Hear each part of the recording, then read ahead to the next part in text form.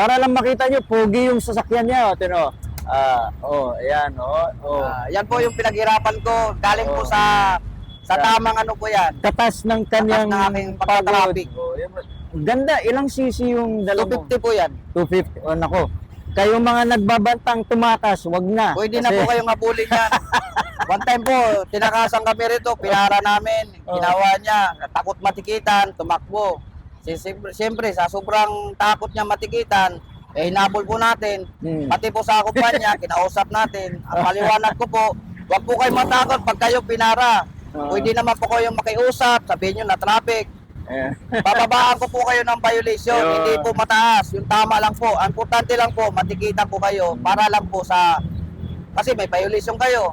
Kasi hindi naman po pwede na habulin kita, dadagdagan ko yung violation mo.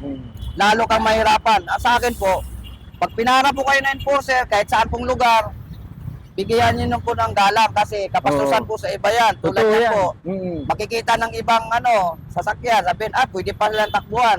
Pero nagkakamali po kayo. Pwede po namin kayong habulin, pwede namin kayong dagdagan ng violation.